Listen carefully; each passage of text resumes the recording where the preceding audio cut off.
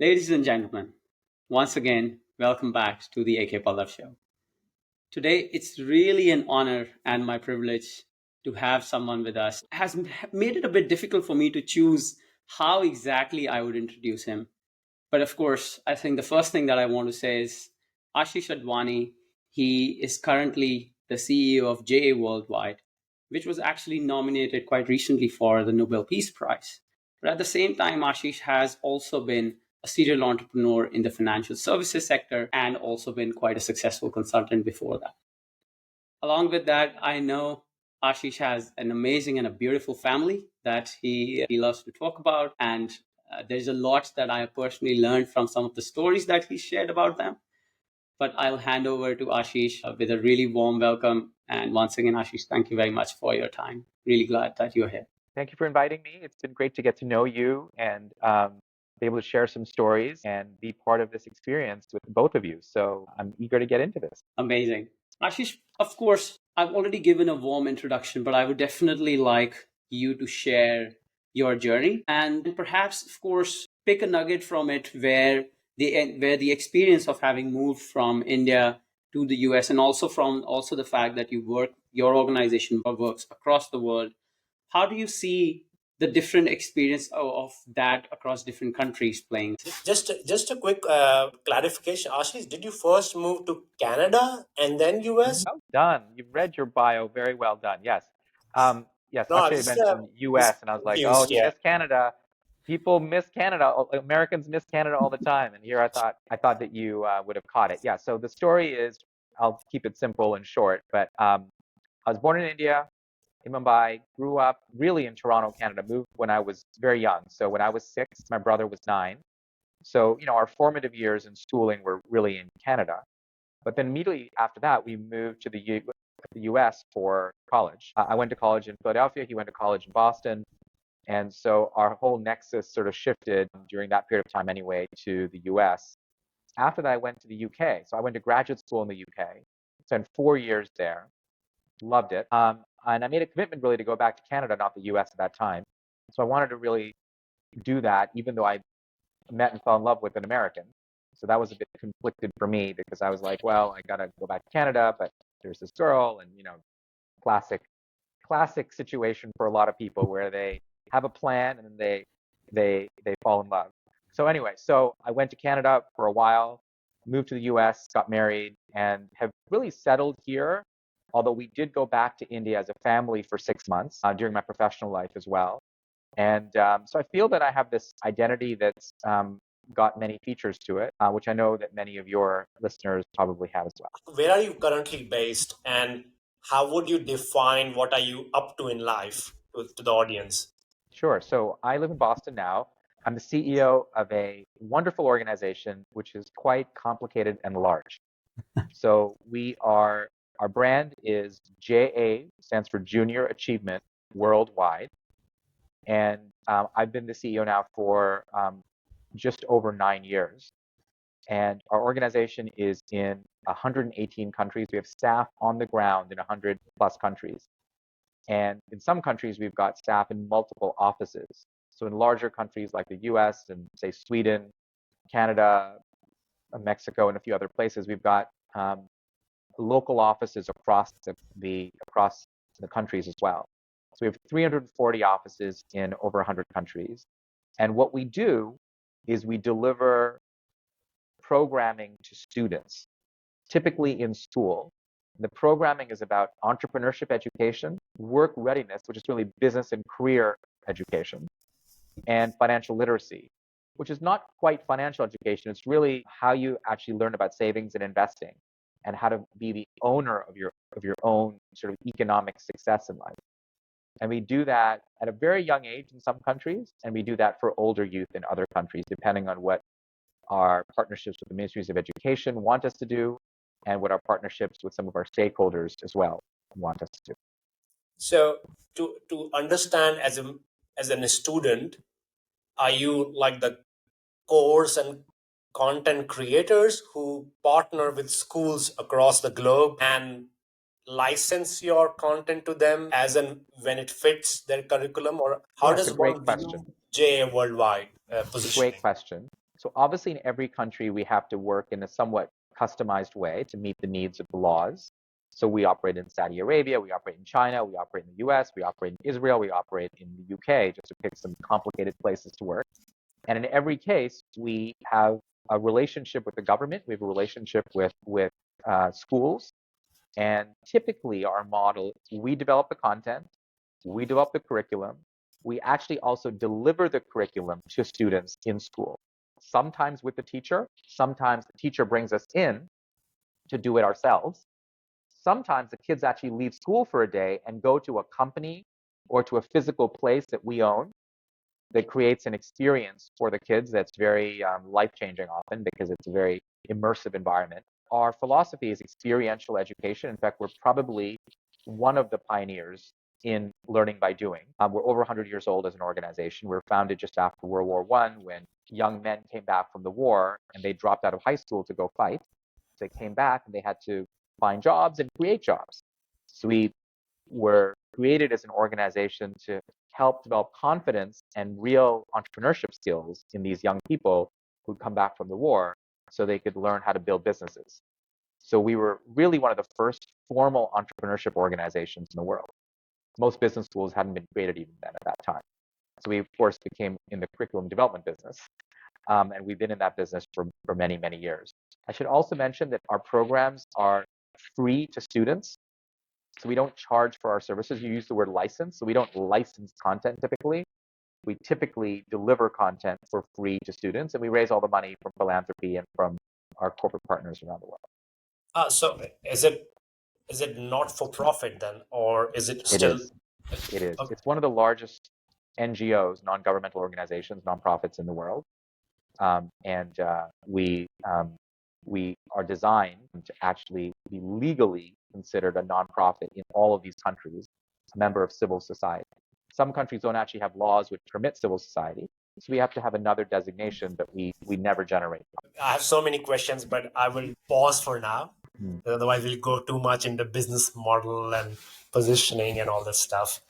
Mm. But I just became curious because I think I mentioned to Akshay as well when he mentioned about you. I mean, again, it's like the comment was coming from a bit more bravado, like, and like ego, like, hey, JA Worldwide, how come I never heard about it? Because it's kind of one of those organizations which just like keep their heads down, or like I'm imagining, keeps their heads down, do what they need to do, and still functioning in the background in a massive scale compared to like the, I don't know, the ed techs of the world, where there's a lot of noise, and of course many of them are doing good stuff as well. So I was really curious about what is this organization about. Yeah. So it's great to have you in person here to Yeah. answer some of those questions. Our board calls us, or has called us in the past before this nomination, the world's best kept secret. That's been one of the ways the board talks about us, which is very generous and nice. In reality, most nonprofits don't have a marketing budget. So to even be able to talk about yourself, before social media, I mean, if you didn't, spend money on TV ads or announce yourself to the world, how would somebody who grew up in India know about us? They probably wouldn't. While in the US, we had so much energy in the US for so many years, people gave us free airtime to be on television. So there are JA ads, Junior Achievement ads on TV in the 1950s, 60s, and 70s.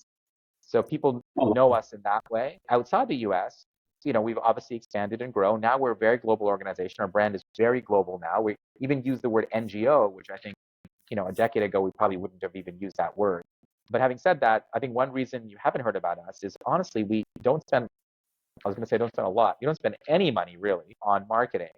We focus very much on delivering our programs and services. So let's say there's a municipal government in a remote part of India, because I'm sure you are huge, but the education demand is bigger than that, I guess. How do they approach you, or who are your clients? Like who or do you approach them? Yeah, so our goal, our mission is by 2050, we want to reach 100 million young people per year. That's a giant number. It's about 10% of the world's youth population in the age groups that we focus on. That's a very big, hairy, audacious goal. And we hope to be able to, in places like India, go to many municipalities. The good news is we've made a lot of progress on that goal. So we now have grown from about reaching 10 million youth per year to over 15 million youth per year. And that growth is, it may sound small relative to 100 million, but it's a big change for us. Over And what in time places frame, Ashish? over the last, say, 5 years or so. Wow. Okay. Wow. Yeah, that's Um, still pretty and big. we obviously have targets and goals and all that, and we're very happy with our growth. But we're obviously more proud of our impact than just our growth. And let me give you a story to give you a sense. I'll tell you an India story and I'll tell you a Brazil story. Okay. So in Brazil, we already reached these municipalities. We actually have over a dozen offices in Brazil because we go state by state and we've got relationships with these local municipalities. And I hope that one day in India, we can do what we've been succeeding in doing in Brazil. In India, we partnered with an existing nonprofit that already had some scale because we realized that as we were building it ourselves as JA India, it was actually quite challenging. It's tough to be an American nonprofit. India passed some laws, anti-terrorism laws, which made it hard for foreign donors to send money to India. So they had to raise money locally. You remember that time Yeah. was 2 years ago. And these types of things made us realize that in order for a large global organization to succeed in India, having a really credible Indian partner was needed. So we partnered the Khemka family. Shiv Khemka joined our board. And his foundation, called the Global Education Leadership Foundation, is really one of the pioneers, I would say, in being able to deliver education services at scale in India as a nonprofit. And he's been incredibly successful for many years in doing this. And so his staff took JA programs, and we took their programs, and we brought them together. And we've been able to achieve a lot of scale now in India, still scratching the surface, but reaching over 1 million youth per year in India. I think we're at 1.3 million in the last year. So that's up from 70,000, just to give you a sense of how much growth that is for us. And that would never have happened without Shiv Khemka and his generosity and his staff, who are amazing, hardworking nonprofit staff in India.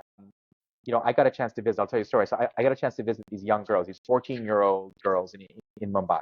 If you could imagine them being the daughters of rickshaw drivers, okay, just in your head, they were wearing their little school uniforms, their little pigtails, 14 years old, and they walked to school every day past this big building. Turns out that big building is one of the headquarters of GE Healthcare India. Okay. So we took them into that building as one of our programs, and they got to meet the staff of GE Healthcare India as almost like a careers day, right? They got to learn what people do in business. And they had speeches, they heard speeches from the head of sales and the head of each of the divisions, typically men talking about their job. Then one of the speakers was this amazing woman who said that her job is to manage nutrition for the hospitals in Mumbai as part of the GE healthcare sort of ecosystem. So she told these young girls, I went to your school, I studied chemistry, and now my job is to work in this beautiful building and help sick people get healthy food. And every girl wanted to be her. Literally, I could see it in their eyes. Wow. They went from listening to all these guys talk about sales objectives and their sales careers to this amazing woman talking about her career studying chemistry and how that led her to this job and how she went to their school. And it totally changed, I think, the mindset of these, as I said, daughters of rickshaw drivers, whose only aspiration, obviously, until then, had been what they see on TV or what their parents do, what their parents' friends do. That's their whole world. Now they saw a real person who went to their school who done something totally different. And it really opened their eyes. We asked them afterwards what they thought. They were like, I want to study chemistry. It made it real for them what could happen when you pay attention in school for topics such as chemistry. Ashish, I'm not sure if you went to Canada at a very young age, but maybe you brushed shoulders with Indians who grew up in India and then went to UK or US or Canada. There's a education hub for free university preparation for IITs and going abroad for scientific education, and that's a place called Kota in India. So I come from there. I'm from Kota. So as you're telling this story, and I've told this Akshay and many other friends also, we see this really because of the history of Kota and the kind of atmosphere it created there about merit, about going to IITs and then Stanford and whatnot. When sometimes my parents come to drop me at the railway station, because there's no airport, like we still have to go to Delhi or Jaipur. I see in the same coupe in parallel parents really in a shabby dress and like in a clothes which almost we can identify that this guy probably will get out and hop on a rickshaw of his own and drive back to home, or hop on the top of a bus to drive to his remote village. Like you can see that, because maybe you cannot figure it out, but we can see that, yeah, Yeah. but their son or daughter whom they're seeing, and we sometimes talk to them and say, yeah, where are you going? Yes, I'm going to catch a flight from Delhi. I live in Boston, or I live in San Francisco. I work in McKinsey. And these people are a product of the same system which was created to pick and choose these people from all walks of life, who now could just the world is the oyster for them. Like, they can go anywhere. It's like a similar example, because they saw Yeah. people coming in the all India merit rank and becoming scientists or working for NASA. They saw that in the local newspapers. As a result, created this machine, motivational machine, where the new generation all wanted to be like them. Well, if you can see it, you can start to believe it. And I think Yeah. India has certainly used even the side of, you know, public buses to make it possible to see what toppers are doing. And it's made it possible to have people aspire. That has lots of positives. It also has some negatives, as you know. But Yeah. it is, I think, unique. I think India is unique. And I think, as I travel around the world, I meet achievement-oriented young people all over the world. And as you know, I've written a book about it now. It is very motivating for me because I get to see and compare where young people have the highest amount of self-belief, that it believes Mhm. their time has come. And I would say India is certainly one of those countries where young people I meet, on average around the world, because I know it's hard to generalize about, quote, young people, but I would say the ones I meet in India largely have this sense of this is our time. I see that also in countries like Saudi Arabia, where I meet young people and they think this is our time. I see it in Eastern Europe, Estonia, Latvia, Lithuania. Like there is a sense of, our generation will succeed. I don't see it everywhere, so it's very energizing, of course, when you meet young people who believe. It's really nice to hear, of course, that the name of India definitely comes in that list. And if I remember correctly, Ashish, you also went through the JA curriculum while during your childhood as well, right? I How did in did Canada. right in Canada? How did that shape the decisions that you took after, and the kind of role that it played in your life in making the next steps that you did? And perhaps would it have been different if you would have done that in a different country than Canada? Just the thought that came to Well, me. Canada is special. I'm Hmm. biased. You can tell basically who somebody's loyalty really is as to who they root for in the Olympics based on sports. So I'm guessing both of you, despite Akshay, the fact that you live in Holland, I'm guessing you root for India still in most Olympic sports. Is that true, or have you switched your allegiance? So far, Yeah. it's still very much India. Okay, that's what I thought. So anyway, yeah, I think I will say that of course, going through any high school experience, whether it's JA or anything else in different countries, is going to be radically different. For me, when I moved from India to Canada, I developed a stutter. So you don't hear it now in the way I speak, but I had a pretty significant speech impediment. I could not do what I'm doing right now without stumbling on words. And I had the kind of stutter where I'd open my mouth and nothing would come out. Like it wasn't like one of those quick repetition stutters. It was actually the kind of where people would just be like waiting for me to speak and be like, oh, what is going on with this guy? So it was very actually embarrassing and traumatic and challenging and all those things when you're a kid. So I went to speech therapy Wednesdays after school every day. So every Wednesday after school for many years, and I learned to basically practice public speaking.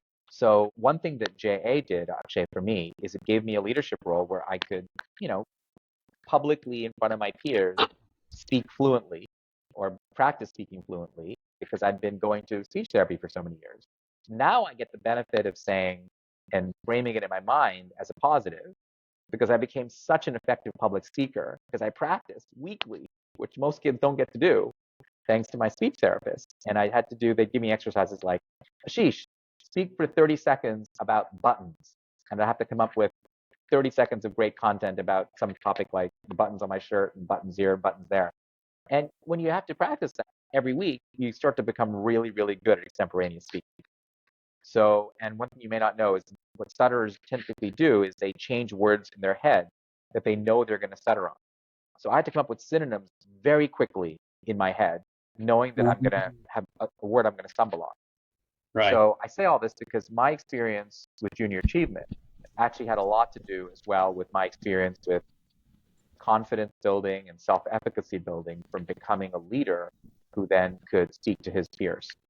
And that's why for me, it's very motivating to work for Junior Achievement because I get to feel like I'm truly paying it forward for other kids who get to go through an experience of being the CEO of a student business at the age of 14. Like, you know, at the age of 14 or 15, when you're the CEO of a business, all of a sudden you start to think of yourself as capable of doing that. And that probably gave me the confidence because after high school, I went to Wharton in the States. So I was around a lot of business kids. And it gave me the confidence of saying, okay, I'm going to be a CEO when I leave Wharton and start a company. Like it felt very natural to me to be able to do that because of that early experience with Jay. It's a slightly different question. What do you think, or what are your thoughts, even to Akshay as well, about the importance of these role plays as children, the fantasies which children create when their parents are not watching them, and some become kings, some become military people, some become pilots, some become, I don't know, Superman, and in your case, CEOs. How would you describe that these fantasies and these role plays play a role in shaping a child, mental models? And I how mean, would you there's describe data that? on I this. find this There's very lots of data fascinating. on Like, this. There's scientific studies done on this topic. And it is incredibly important to be able to visualize your success in the future in breaking down the mental barriers which get in the way of whatever is going to stop you from achieving that. So if you do have these experiences of role playing, as you call it, it's psychologically incredibly powerful. So at least it's not only our opinion, I think there's actually good data on this. Yeah, and not because just role plays, I think, because what you earlier mentioned and what that speech from that person in the one that you mentioned earlier, what it did was took that role play to the level of role model, and coming from the same background that it did, and which, because when you were describing the experience of your experience from JA, in my head I was immediately teleported back to my childhood days, and that what kind of I can't even fathom the possibility and the kind of impact that it would have on the mind of a kid at that age, to see someone with whom there's even like a tiny bit of relatability do something like that, and having that real in front of you. I think that's such a powerful experience for someone at that age. And it's absolutely, if it is, yeah, I'm assuming, of course, there are multiple other organizations who do similar work as Absolutely. JA in India, but we definitely need, I would love it if, because I come from Gurdaspur, which is like a small town in Punjab, and I'm pretty sure nothing like a hope, maybe if it exists by this time, great. If not, I think we need something like this in every single small town that exists in any country, especially perhaps starting with the list of countries that you mentioned, where the self-efficacy in believing that, hey, this is my time. If someone can give me the inspiration, the motivation that, hey, I can do it. Wow. It's easy. I'll just say, I mean, we do this at scale, and the way we do it at scale is we do it with volunteers like you, both of you. So the way our programs work is we raise all this money. We raise the money to basically create project management, which allows volunteers to go to the classroom. The volunteers tell their story to the kids, like I just mentioned, or we take the kids out of the class and they go to a company for the day. And that creates a connectivity between your experiences and the kids. So it's not hard to do what you want to do, Akshay. You can actually go into your school that you went to or other schools and tell your story to motivate, and Jay will just make it happen. So we obviously need a little bit of funding to make that happen. So we do raise money from people like you and from others and from companies. But it's very, very affordable. People think it's out of reach. I mean, we've got young people on our boards around the world as well. There were 6,000 board members around the world. And these board members are so generous with their time and with their money, they just want to give back. And they keep coming back because they love it, because it's just like you said, it's incredibly energizing for both the volunteer and for the young person who's hearing the stories. This reminds me of the activity that you did, Pallav, a little while ago with the with the commissioner. yeah, with the commissioner. Yeah. So Ashish, I when I went back to Kota last year, so I do a tiny bit of stuff here and there. I don't have my own charity organization, but I do it personally. So what I did, I picked up some students from the slums who were at the age of, like say in a standard wise, I tell you, say standard fifth to ninth, and I picked them myself because I know someone in the slum, so I went there. And then on the other hand, I brought the district commissioner of police. It's quite a big deal in India. Yeah. An ex-colonel who fought like Kargil war and all those things, and a famous doctor, and also another deputy commissioner. So I brought them in a room, and I then divided them and paired them for a mentoring session, like a live mentoring session, because these people never saw how a police commissioner looks like in shape, because you Right. can understand the cultural structure there as well in India. And also talking to a colonel, for me it was a really fulfilling activity, and we would like to do it again for more children. So yeah, that's what Akshay was referring to. I love it.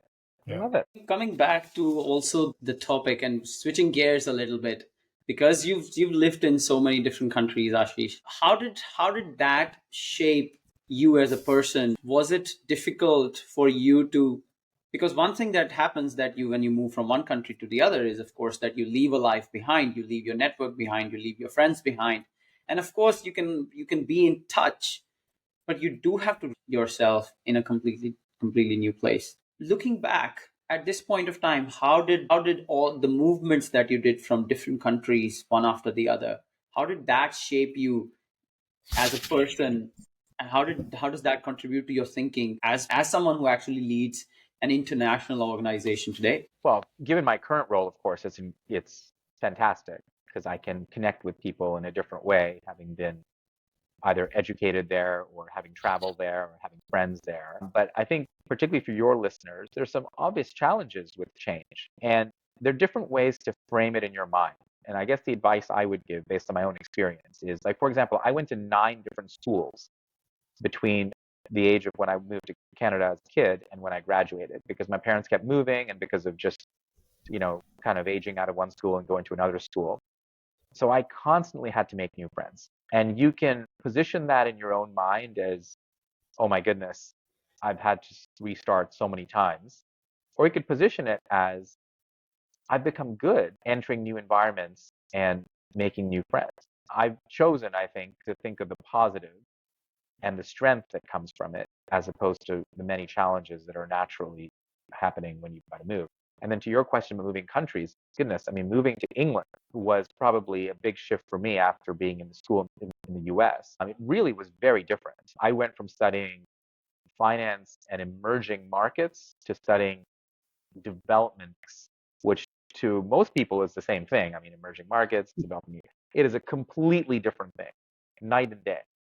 Where at Wharton, the way we learned about economic evolution was the markets are evolving, and it's our job to look for opportunities as markets evolve. At Oxford, I went to Oxford in England. Development economics was, what are the challenges and problems associated with these countries, and how can we intervene to fix the problem? And it was such a different way of thinking of everything. And I struggled with it, actually. And obviously, making friends, of course, has its own complexity and challenge no matter where you move to. But it was also a big intellectual shift for me from one way of thinking to another. I'm quite inclined, and this is probably not necessarily the kind of thing that we discuss in our show, but it suddenly popped up in my head given your international experience and given also how JA operates in different countries. What's your take on the geopolitical situation and how it is evolving going forward? Well, I try not to lean into the politics conversation, to be honest. I know it's a bit I, controversial. well, it's not even controversial. I think it distracts, particularly given my role, what we're trying to accomplish, Hmm. right? What I like to say is when adults argue, we focus on youth because adults will always argue about something. whether it's land or history or religion or whatever. And that's not to take away from the validity of those arguments. Sometimes they're actually arguing for good reason. But we focus on kids and education, which brings the world together and doesn't pull it apart. Exactly. And the G20 right now has actually made a public statement that they would like to have more global citizenship education in curriculums, which I think is so important. I mean, because education and curriculums are really controlled largely at the local level in most countries. And the tendency is the local decision makers want to keep the global stuff out because they are threatened by it. And my personal view is that might seem smart in the short term because you've got, quote, more control over what your kids learn. But in the long term, it's really bad for the world and bad for the community because you have to allow people to get along and not view the other as the enemy, but the other as something people are curious about. And you've got to learn the history. I mean, you know this from being Indian, of course, is so much of history is biased and so much of history is written by the winners. While that's understandable and fine for the most part, it actually creates some pretty significant problems when it comes to informing people's perspectives on what actually really happened. And I live a lot of my life traveling around and meeting people who actually have no knowledge of other cultures. And even, I would say, a negative bias, not a positive bias. And I think one of my jobs is to really help address that through something positive, which is getting them engaged with young people in education, which is energizing for everyone. I mean, entrepreneurship education, I will tell you, appeals to all political stripes in all countries. Absolutely. And that's been fantastic for me and fantastic for JA because it keeps us out of some of the more challenging controversies of the moment. So coming back, and it's a nice segue into the topic of education system, which I'm extremely passionate about and love the work, especially of Sir Ken Robinson, which is some of his very famous TED Talks really resonate with me. And given that you are in the education space, and also some of the things that you mentioned around how the global education curriculum that needs to be perhaps integrated into all of the different countries. But overall, we do know as a fact that the education system has not evolved at the same pace that the world has evolved. And so how apart from necessarily the work that you're doing with JA, how do you see humanity evolving that system, putting in place a process that it evolves as the pace of technology and everything evolves further? Now, I want to make sure I understand your question. Are you asking it mainly because of AI, or are you asking it because of something else? Not necessarily because of AI, just purely by the nature of the fact that our modern education system that we use today was created in the early 19th century, which was Yeah, focused more on industrialization. And I think that's what it still does. It produces people who are yeah, supposed to do the same job for which the rules are already written down, and you just keep doing the same thing. The kind of creativity, critical thinking, communication, collaboration that is needed in the modern world isn't necessarily the focus of our current education system at all. for So sure. how do we make sure that the system evolves and does that at a pace at which the society is evolving? I don't really Yes, see that happening. absolutely. So I've written an article on this very topic. And the reason I asked about the AI is because I wrote the article before, AI was a thing a few years ago. And before, certainly, ChatGPT sort of made it accessible to everyone. So my viewpoint on that article was that the pace of curriculum change in schools and universities is too slow. And the reason is the process of buy-in that they've created for curriculum change involves so many stakeholders that by the time they actually get the feedback to change curriculum, it's almost already out of date. And they do it too infrequently. So I would say that's one very concrete issue. I got very tangible and very specific. And it Um, makes sense. and there's so many industries that have actually found a way to make changes in real time and build some flexibility into the system. My book talks about a framework we have at JA called fixed, flexible, freestyle, where there are very few things that are fixed, a lot of things that are flexible, and many, many things that are freestyle, which are truly bottom-up innovations. And I think that framework has helped us move relatively quickly without having to renegotiate our agreements with each other every time, we need to have a new opportunity. I think in the same way, education systems could have a much more flexible, much more teacher-led, much more, educator-driven way to create change. Right now, I'd call it very administrator-driven, right? So the administrators have to balance many interests. They have to balance multiple stakeholder groups, and therefore change takes a long time. I like to talk about education like a super tanker, like imagine a big ship. To turn a super tanker takes time. But there's a whole bunch of speedboats. Some nonprofits are speedboats, some ed tech companies are speedboats, some amazing teachers or innovators, and they're sort of all moving around the super tanker and kind of almost showing them which direction to turn. But they're moving so fast, by the time the super tanker turns, it needs to turn again, and it's just constantly catching up with the speedboats. And the reality is, if there's a way, there's actually, I like this metaphor because there's something called a triptych, apparently, which is this thing on a rudder of a speedboat, which allows it to turn it's actually not a very expensive thing to create, but it's a different way to have a rudder, which allows it to basically turn the boat faster. Okay. And I like that metaphor because I think that's to some degree what we need in education. Is we need to be able to turn the super tankers fast, knowing there's a bunch of speedboats which are always going to move faster, and that's okay. There's nonprofits will move faster than education establishment. That's okay. We have different stakeholders and different people to satisfy. I think we should also really be careful about blaming teachers. It's very easy to blame teachers, actually. But I think they have a very difficult job, really difficult job, and have for a long, long time, and have been, largely not well compensated for that very difficult job. So how do we get better teachers? How do we pay them more? How do we create ways to create incentives that allow more people to spend part of their career teaching? How do we allow this classroom to not be as reliant on teacher knowledge and be reliant on the internet and technology, but use teachers as facilitators, guides, and coaches? There's lots of solutions here and many great entrepreneurs and ed tech people and nonprofits working on the solutions. So I'm very optimistic, actually. Well, one trend I'll tell you, it's in the book, Akshay. I know you've read elements of it, and Paul, you have too. The average young person who's graduating is going to have 20 jobs in 7 different careers. And that means your first job and what university you went to just doesn't matter as much as it used to. Right? It used to be you're going to have 1 or 2 jobs, and whatever company you join is going to be where you spend 20 years. You better really go to the right school and get that great first job and make your parents happy and make yourselves happy. Now, you can make your parents happy with your 5th job and 3rd career. They'll be and you can focus on what you want, or vice versa, particularly in India. You make your parents happy with your first job, and then you do what you really want after that. I mean, that's just the reality of how much change that we're living through. 40+% of your skills are going to be needing to be different in 5 years because of the pace of change of AI, right? You've heard that statistic too. Now, it's always difficult because these statistics are sometimes based on surveys, and surveys are based on people's views, and people's views change with what they read and what they see in the news.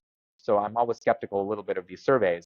But even if you cut the number by half, let's assume it's not 40%, but it's 20%. That's 1/5 of your skills are going to have to be totally different in the next 5 years. And to add to what you said, it's not just one career after the other. I think I loved that insight when I was reading your book, which was around portfolio careers. That while, of course, you're going to have multiple careers, you're also going to have multiple careers all at the same time. And I think that was something that's almost like the reality of today for a lot of successful people. Like you see someone who's a professor, at the same time, he or she is a coach, is also an author. And that's like such a common theme, which is developing given the number of opportunities that are existing. And it's up to the right kind of people to seize that. And I want you to take that. And I think I remember in your book, you had mentioned this time when you refer to as sequential tasking, right? Where you were talking about during the day you were doing something, and then you would take the train, you would go somewhere else and do something else. Maybe you can share a bit about that. Tell the story. It's a funny story, and I tell the story only because it kind of makes the point. But because I grew up in Toronto, I didn't need to have a driver's license because Toronto has a great subway system. So I didn't have a driver's license in my mid-20s. And I was working at the World Bank in Washington, D.C. after I finished my PhD. And I had a teaching job in Toronto. And I didn't want to turn down the teaching job because I had this great opportunity at the World Bank and this great teaching job. I kind of wanted to do both. And I didn't have a driver's license. So I thought, okay, how do I make this happen? So I arranged for the driving instructor in Toronto to pick me up at the airport, Pearson Airport, which is kind of pretty far outside Toronto. And I would then drive and do my driving lesson to the university, and this is the days before Uber and rideshare. So it was my hacked version of Uber rideshare. But in this case with a driving instructor and getting my permit. And the lesson that I put in the book about that is, if you're able to do multiple things sequentially, not at the same time, because it's actually mentally quite taxing to be doing true multitasking. Like if I were, while I was driving, preparing for my lecture, I would probably get into an accident and have a very poor lecture. Yeah. But the idea of my driving to having driving lesson and then getting to the lecture and then doing it, and then the next day going back to Washington for my job and actually doing my job, allowed me to do multiple things sequentially, but not multitasking, which was That was, and I don't know if you know this guy, Asheesh, Alex Hermosi. Have you ever heard his name? no. He's now quite an internet celebrity. Like he sold multiple companies, built multi-million-dollar businesses, and now shares a lot about how he does it on social media. And in one of the videos, he had his calendar, which he had shown how he runs it. It was like a beautiful example of like some days he would just do like all meetings, some days he would just block it for himself. So at a very simple level, what he calls was, there's manager time and there's maker time. And they cannot be, if you have days on which you're constantly moving between manager time and maker time, there is no way you can be as productive and efficient as you can be. And I think that was, I saw multiple parallels in what he was saying and what you mentioned. I'll say one more thing on that, which is, in addition to maker time, I think there's also curiosity time. And some of the best ideas happen during curiosity time. And the way, at least for me, it works is you have to do something totally different. I mean, go for a walk, have a shower. I mean, even go to the bathroom, frankly. Some of your best ideas can be just, go to the bathroom. Like, there are times when your mind needs to be at rest to be able to create the true intellectual curiosity and idea connections that lead to great things. And you need to create opportunities for that. Sports, by the way, is great. If you're able to create time for sports, that's one way where you can really step back from work and start to make connections in ways, not just human connections, but mental connections to opportunities. I would like to ask you, or I'm curious, why this theme of empowering others through education is so important to you? And at what point in time did you realize that this is your life's mission, or you want to dedicate majority of your resources and time towards this mission? Great question. I'm one of these people who believes that life purpose is something that evolves and changes, not something you sort of discover one day. There's a great section of the book which actually talks about how you move from ready-made purpose when you're younger, where some of your purpose decisions are made by your parents, by your school, by your employer, by your environment. And then at some point in your life, you move to having self-made purpose.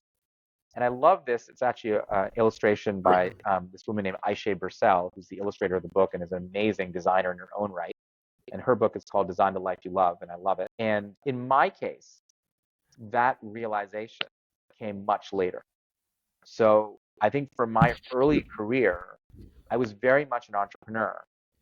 And my definition of leadership, I would say in those days as well, was about being innovative and creating change and trying to build things, right? That's kind of an entrepreneur product, kind of entrepreneur way of thinking. But leadership for me now is totally different. Leadership for me now is about empowering other people to succeed. And it really makes a big difference. Obviously, I lead a larger organization now. In those days, I led a small organization. But even between those two extremes, when I was hired, my previous position where I was hired to run a company, a mid-sized company, I think approaching it as a product creator, leader, versus an empower of others or a person who facilitates the best idea coming forward, very different model of leadership. I'm almost curious how you guys think about leadership in your life stage. If you're still in the life stage where you're thinking of it as, I'm going to build something and create it myself, or if you're thinking of your leadership journey as, how do I empower other people's great ideas to succeed? And maybe you can finance it, maybe you can be a leader in some other way to enable that to happen. I'm curious if you guys have already made that leap in your mind or kind of where you are in your journey. Akshay, you're smiling. For me, it oscillates between the two. In some of the situations and with some of the group of people, I see myself as giving them back in a way, or enabling them, and also some of the activities which I alluded to in a few minutes ago. But in some situations, I'm myself the student, and I was like, okay, I need to accomplish this. I need to make it happen. And then it might be in a position to showcase this to others for them. Yeah. So I oscillate between the two for now. How about you, Akshay? I love how you hit the nail on its head sometimes, like with your frameworks and your ability to separate and give a structure to it. I'm in transition. I think I'm definitely moving to the other side of the spectrum where I've started to see the kind of fulfillment it is giving me when I'm empowering others to be able to succeed. And I think it's also a bit of an ego thing. As I'm letting more and let my ego take less and less control of what I should be doing, I can very clearly say that I have been given this gift. And whenever I use this gift, whenever I use this power to help others, it is so much more fulfilling to me at this point of time than if I would be doing something to prove myself or to create something. So my feeling right now is that I'm moving to the other side of the spectrum, and quite quickly. So let me reframe in your mind, because I think the way you put it, if I could paraphrase, is you either are being selfless in helping others, or you're focusing on your ego and kind of leaning into what you would own and do. But I would actually challenge you and say you can actually be very selfish and very focused on your own wealth creation or ability to buy a big house or go on a trip or whatever dream you have by virtue of empowering others. In other words, not selfless at all. It is actually a mechanism to allow you to get the thing that you want by finding amazing people who have great ideas and letting them just run with the idea within a structure and a framework or company or whatever. A company, at the end of the day, guys, is just a group of people who work together. That's all it is. It's a legal structure to allow that to happen. So create a company, find amazing people who you like to spend time with, and let them shine and come up with the great ideas. And you're either really good at raising money or managing people or marketing the ideas or whatever your piece of the puzzle is. It's really not that complicated. Yeah, I'm not 100% sure how you see that, what I said differently, because what you said to me is exactly how I think. Good. So I misheard it then. I misheard it. But so the selfless. I just want to make sure at least your listeners realize that empowering others is not being selfless. Empowering others is just empowering others. Correct. And you will still end up benefiting from it. Okay, I think we are also exactly on time. What a wonderful way to end the conversation. Really, really loved it. And Asheesh, once again, thank you very, very much for your time.